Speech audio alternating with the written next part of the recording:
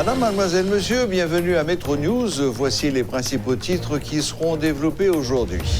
Nouveau record en ce qui a trait au nombre de cas de coronavirus recensés en 48 heures. Une cinquantaine de nouvelles contaminations a été recensée le week-end dernier. 15 personnes sont déjà mortes de la maladie, dont un enfant de 3 ans. Le port du masque est obligatoire dans les lieux publics à partir de ce lundi. Certaines personnes refusent toujours d'en porter.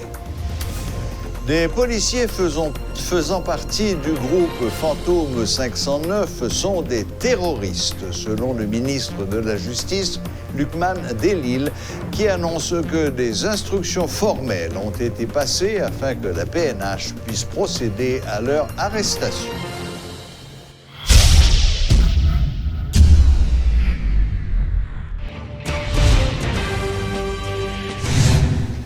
L'épidémie de coronavirus prend de l'ampleur en Haïti. Tous les 10 départements sont désormais touchés par la maladie et les bidonvilles ne sont plus épargnés. Une cinquantaine de nouveaux cas ont été détectés durant le week-end. Le nouveau bilan s'établit désormais à 182 cas confirmés, 15 morts, dont un enfant de 3 ans. À partir de ce lundi, le port du masque est obligatoire dans les lieux publics. C'est ce qu'a annoncé le secrétaire d'État à la communication. Eddie Jackson-Alexis a également fait savoir que les policiers sont autorisés à verbaliser les contrevenants. Toutefois, dans la situation actuelle, avec une augmentation exponentielle du nombre de cas de coronavirus, l'État n'entend pas renforcer les mesures, mais plutôt appeler les citoyens à respecter celles qui sont déjà en vigueur. Il précise que 2 millions de masques de protection sont en cours de distribution à travers le pays. Eddie Jackson-Alexis assure que le personnel soignant bénéficiera sous peu de suffisamment de protection et d'équipements divers. Mais pour l'instant, il n'est pas question, selon lui, de décentraliser les tests. Des citoyens de la capitale, notamment à Lalu, Delma et Pétionville, continuent de circuler sans protection faciale. Alors que le port du masque est obligatoire, selon le gouvernement, certains continuent de vaquer à leurs occupations sans se préoccuper de la propagation du coronavirus. Rudolph Pierre-Louis a sillonné plusieurs endroits de la région métropolitaine. Suivez son reportage.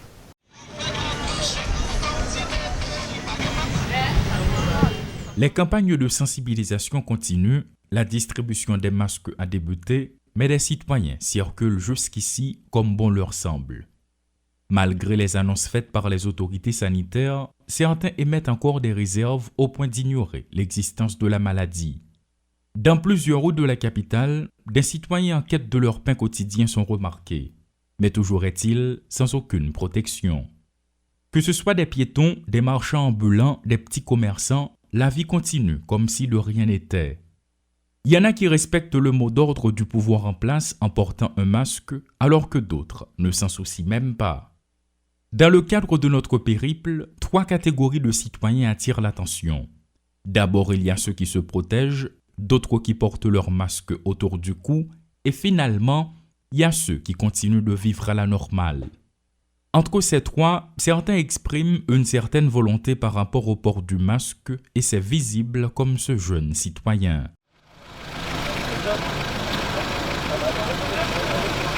Le port du masque est désormais une obligation selon l'État haïtien, à un moment où le nombre de cas ne cesse de grimper et déjà, il y a plus de 180 cas confirmés selon le ministère de la Santé publique et de la Population. Mais selon les constats, il y a lieu de se demander si les citoyens qui vaquent librement à leurs activités en sont conscients. Et les situés Lassin et Rudolph Pierre-Louis pour Télé Métropole. Les données officielles laissent entendre que 20 à 30 000 Haïtiens ont quitté la République dominicaine ces derniers mois, révèle Edwin Paraison de la Fondation Zilé. Il dit espérer qu'un protocole de rapatriement en période de coronavirus sera défini très prochainement avec les Dominicains pour garantir leur retour en toute sécurité sanitaire. Le responsable de la Fondation Zile a été joint par téléphone. On dit que gagne des mouvements qui se font dans les deux directions, tant vers Haïti comme vers la République dominicaine.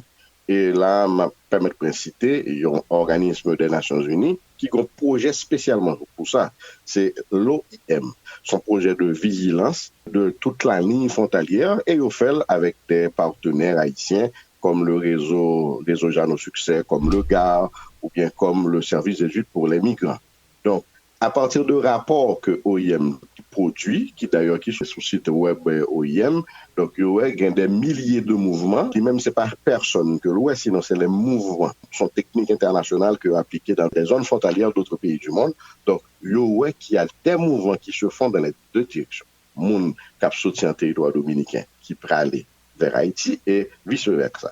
Cependant, en ce qui a trait au retour volontaire, on dit que son migration de retour qu'a fait là depuis entre le 16 et le 20 mars, donc différents rapports, comme par exemple le dernier rapport du GAR qui parlait de 24 000 personnes qui quittaient le territoire dominicain vers Haïti. Cependant, le MSPP, parce que là, nous prenons si très rapport que MSPP préparé pratiquement chaque jour, c'est pas seulement les chiffres importants, on dit les chiffres que en pile monde attend, en ce qui a trait au nombre de monde qui est infecté, nombre de décès. Sinon, si très plan, il y a d'autres graphiques, il y a d'autres informations.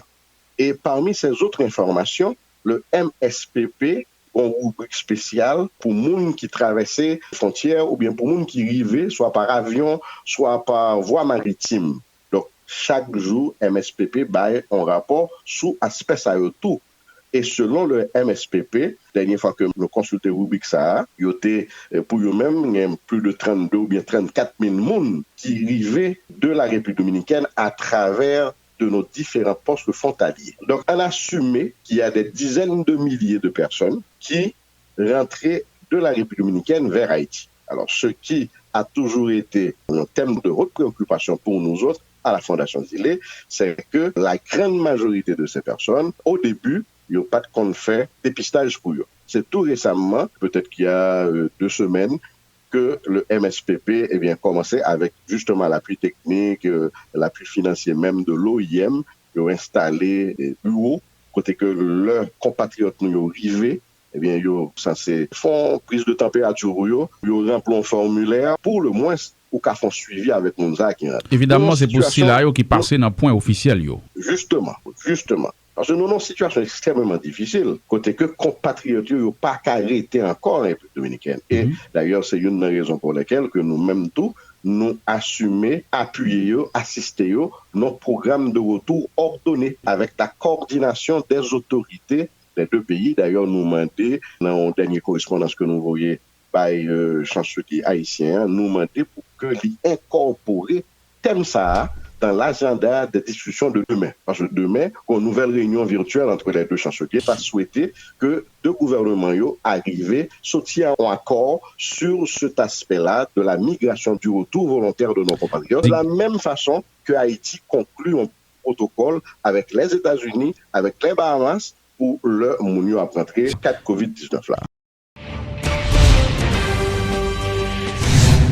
Aujourd'hui, lundi 11 mai, les autorités américaines ont rapatrié une cinquantaine de nos compatriotes sur le sol haïtien. C'est le 5e vol en provenance des États-Unis qui ramène dans le pays soit des gens qui étaient en situation illégale, soit d'autres qui avaient maille à partir avec la justice américaine. Pour faire le point sur cette situation qui se développe surtout depuis le début de la crise du coronavirus, nous avons avec nous le directeur général de l'Office national de la migration, OIM, Monsieur Jean Négo Bonheur Delva. Bonjour Monsieur Delva et bienvenue dans les studios de Metro News. Bonjour aux téléspectateurs et aux téléspectatrices de Metro News. C'est avec plaisir que je réponds à cette invitation. D'accord. Monsieur Bonheur Delva, c'est donc le 5e vol? Oui, alors bien entendu, depuis l'affaire de coronavirus, mais il faut dire que ordinairement, c'est 2 fois par mois que les États-Unis nous refoulent des Haïtiens. Sur une base régulière? Bien sûr que oui. Et ça n'a pas augmenté avec le coronavirus? Oui, depuis le mois de mars, on a pu constater une sorte d'augmentation en ce qui a trait au nombre de migrants normalement de retour forcé au pays. Et c'est toujours à peu près une 50aine? Auparavant, un petit peu 50 à 80, mais depuis le Covid-19 s'est déclaré à travers le monde, on a eu à enregistrer plus d'une centaine de nos compatriotes retournés des États-Unis d'Amérique. Par vol, sur le même vol? Bien sûr que oui, bien sûr que oui. Et il s'agit d'un vol spécial affrété par Oui, c'est un vol l'armée spécial. américaine? Oui, c'est un vol spécial des États-Unis d'Amérique. Oui. D'accord. Bon, est-ce que votre rôle à l'Office national de la migration, j'imagine que vous travaillez en coordination avec les services sanitaires. Vous ne faites pas le même travail. Oui, bien sûr que oui. L'office que je dirige a pour mission d'accueillir les migrants. Il y a justement toute une sorte de machine pour qu'on puisse recevoir ces migrants, que ce soit ici au niveau de l'aéroport Toussaint-Louverture, que ce soit à travers nos villes, je dirais, frontalières, que ce soit à Belader, à Malpas, à Ouanamet, tout ça. L'ONM dispose, bien entendu, d'une équipe valable capable de recevoir ces migrants. Oui, mais c'est plus sur le plan humanitaire. Oui, c'est sur le plan humanitaire. Or, voilà qu'avec l'arrivée de Covid-19, on est bel et bien obligé de travailler avec, par exemple, le MSVP, le Bureau de la Première Dame, le ministère de l'Intérieur et des collectivités territoriales.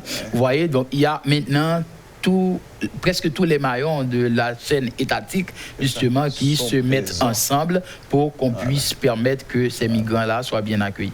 Alors, est-ce que ces rapatriés sont testés une première fois aux États-Unis avant de nous être expédiés? Alors, mon Dieu, il faut dire que le travail de l'ONM commence à partir de l'arrivée des gens. Ah bon? Maintenant, nous ne sommes pas le ministère des Haïtiens vivant à l'étranger. Peut-être le ministre en question pouvait nous en parler davantage.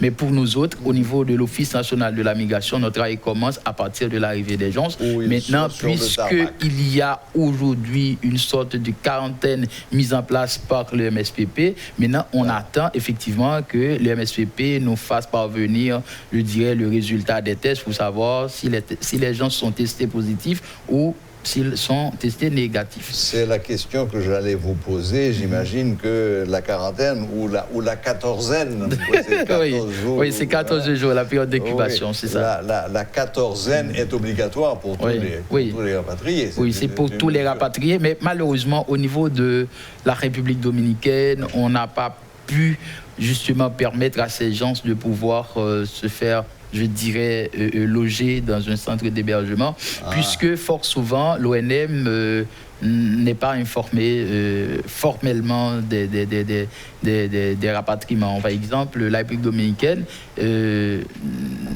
n'écrit pas, par exemple, le ministère des Affaires étrangères pour lui dire, écoutez, on a un nombre d'Haïtiens interceptés et que ces Haïtiens-là vont être retournés, malheureusement. Donc ça veut dire, puisque l'ONM n'est pas informé, là, on a du mal à préparer la quarantaine pour ces gens-là, malheureusement. Oui, évidemment. J'imagine que comme c'était le cas à l'époque où les Dominicains avaient voulu se débarrasser de tous les Haïtiens illégaux, vous vous souvenez de cette grande vague? J'imagine que vous avez aussi un petit viatique, ou petit comme nous parlez-vous, pour leur permettre de rentrer chez eux, avec aujourd'hui évidemment l'obligation supplémentaire, comme vous venez de le souligner, de vérifier qu'ils ne sont pas porteurs. Oui, de Covid-19. Fameux Covid-19.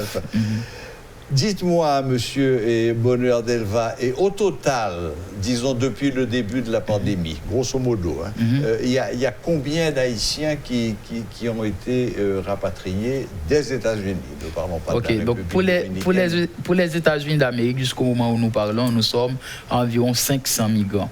500. Oui, nous sommes environ 500 migrants en provenance des États-Unis d'Amérique. Et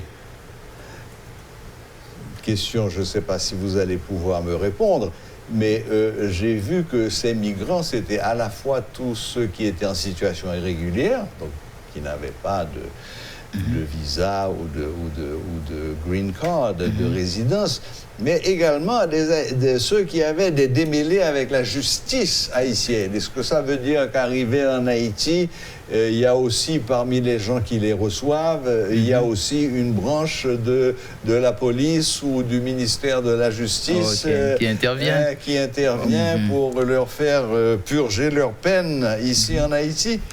Bon, et laissez-moi vous dire que nous autres, au niveau de l'Office national de la migration ONM, lorsque nous parlons de rapatriement, et on en trouve deux catégories. Il y a des rapatriés, proprement dit, ça veut dire des gens qui étaient justement en situation de migration irrégulière, peut-être qui n'avaient pas de visa ou du moins une carte de résidence, etc.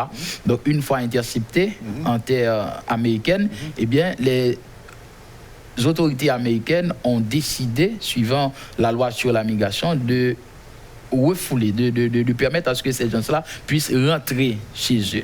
Donc ça, c'est une première catégorie. Regagner leur patrie, d'où oui, leur patrie natale. Maintenant, il y a une deuxième catégorie, c'est celle consistant, je dirais, à des Haïtiens, comme vous avez dit tout à l'heure, qui étaient en situation, je ne sais pas,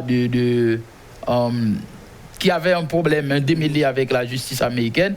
Maintenant, une fois que la personne a été purgée sa peine, maintenant les autorités américaines, dépendamment de la gravité du crime qui a été commis, peuvent décider à tout moment, de façon péremptoire, de permettre à cette personne-là de retourner dans son pays natal. Une fois qu'ils ont purgé leur peine. Oui, ça veut dire que c'est déjà fait. C'est déjà fait. Voilà pourquoi, du jadis, effectivement, on prenait malin plaisir ici en Haïti à placer en prison, à mettre en prison ces déportés-là. Mais l'ONM avait jugé bon de faire un plaidoyer à ce que l'État puisse comprendre que ces gens-là, ce sont des gens qui ont été purgés leur peine, maintenant qui sont libres, qui sont rentrés au pays. Maintenant, ils doivent jouir de tous leurs droits comme les autres. Ça veut dire, c'est vrai que nous travaillons avec la DCPJ, justement, au niveau de l'aéroport, en ce qui a trait à ces déportés. Mais une fois entrés, on essaie de récupérer, d'identifier les membres de leur famille, et ainsi donc, ils viennent normalement pour les recueillir au niveau de la DCPJ. Oui, d'autant plus qu'à l'époque, il y a quelques années de cela, souvent ces gens qui avaient eu des problèmes avec la justice américaine étaient rapatriés, menottés et accompagnés. Oui, avec des chaînes, etc. Oui, chaînes aux pieds, tout ça. Mais pour l'instant, non, ça ne se fait plus. Les gens viennent librement. Voilà. Oui, d'ailleurs, ils ont purgé, c'est fini. Oui, c'est fini maintenant. Très bien. Eh bien, Monsieur Bonheur Delva, est-ce que vous pensez que ce rythme va continuer de 2 rapatriements par mois? Est-ce que l'ONM peut penser que ce rythme continue ou pas?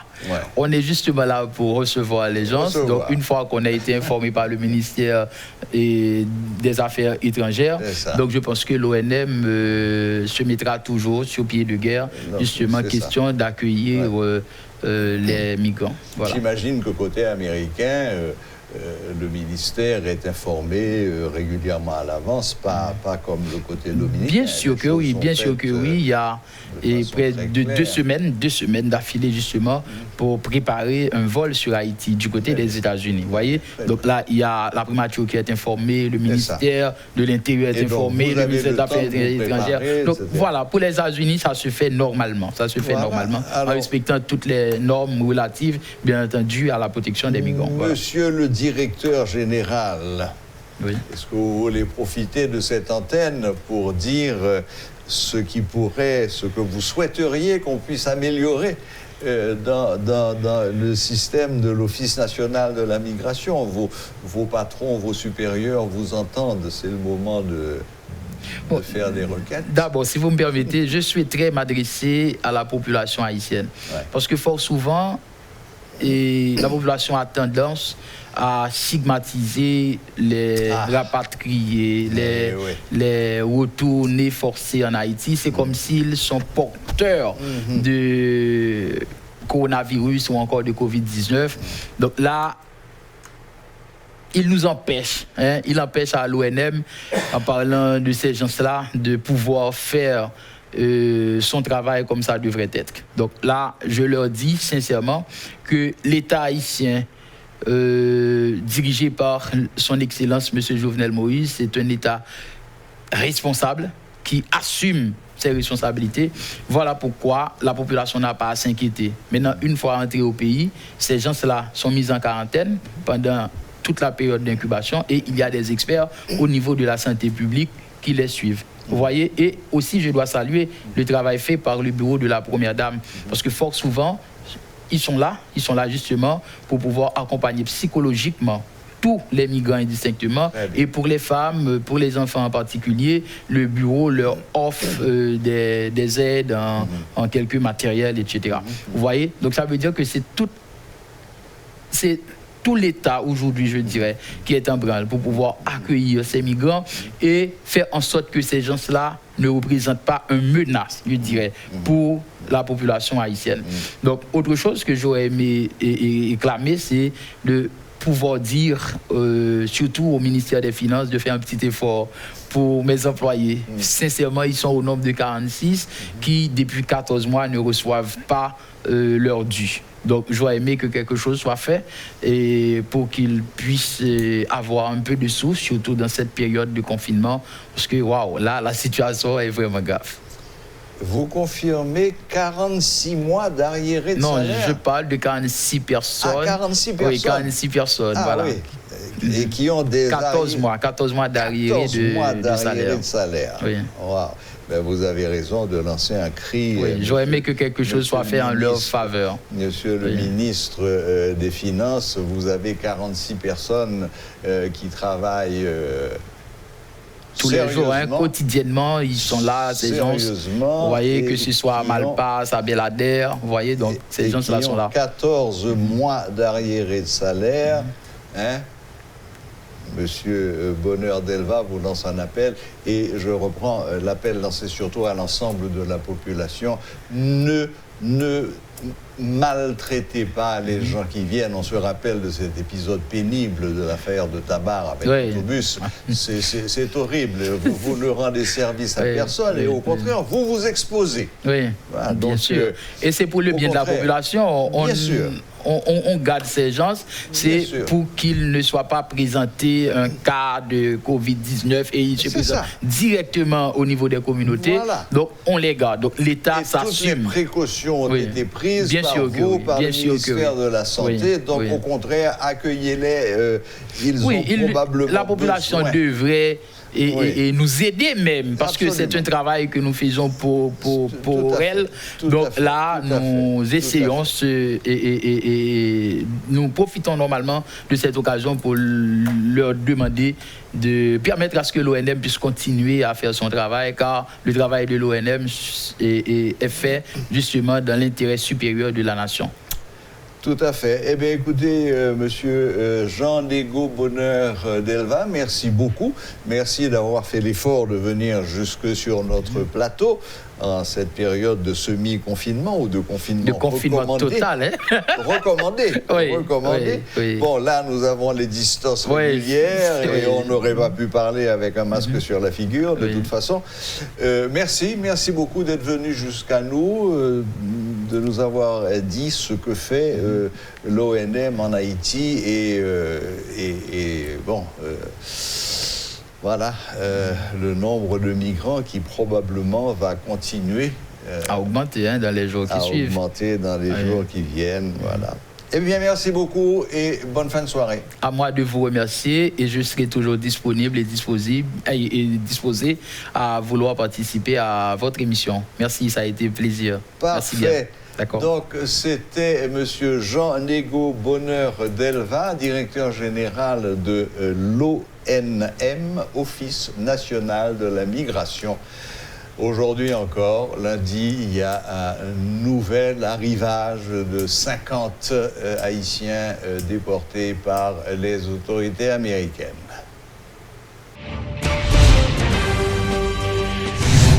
Le Premier ministre Joseph Joute promet d'agir afin que les bureaux publics situés au bicentenaire puissent recommencer à travailler normalement. Dans son bureau à la primature, ce lundi, le chef du gouvernement a souligné le travail effectué par les agents des forces de l'ordre et celui de la commission de désarmement, démantèlement et réinsertion, aboutissant à ce calme apparent constaté dans cette zone. D'un autre côté, M. Joute donne la garantie que des enquêtes seront menées afin de déterminer la provenance des armes utilisées par les bandits, notamment ceux du village de Dieu. Des policiers du groupe Fantôme 509 ont essayé de perturber les activités ce lundi à Port-au-Prince. Ces hommes et femmes qui se présentent comme des agents de la PNH réclamaient la libération d'un de leurs collègues. Le ministre de la Justice qualifie de terroriste le groupe baptisé Fantôme 509. Lukman Delil dénonce l'action de ces prétendus policiers qu'il qualifie de vagabondage. Il a fait remarquer que la plupart de ces policiers sont déjà identifiés et des instructions formelles sont passées à la PNH afin qu'elle puisse procéder à leur arrestation. Le titulaire du ministère de la Justice, qui rencontrait la presse ce lundi, en a profité pour enjoindre les policiers syndicalistes à prendre position. Comme on comprend des policiers, soi-disant, tous les guillemets, disent ça, oui, il y a réclamé pour y X ou Y, et puis même économie des finances, M. Alcrazi. Et qui est-ce qui doit préparer chèque pour eux? C'est l'économie des finances. Donc son non-sens, c'est des bagages que le monde ne peut pas comprendre. Alors, nous commençons le travail, nous avons un dossier en pile là de cap fait des autres là. Nous ne pouvons pas la pression, mais là, nous pouvons pas nous. Enquête là pour poursuivre. Et des pays amis, nous avons pour nous le retour, nous avons fini avec enquête là. Puis on va quitter les gens, mettre pied dans le pays côté oui. Et parce que je crois que tout pays a combattu terroristes et l'action qu'a faite là pas gagner pour voir avec la police.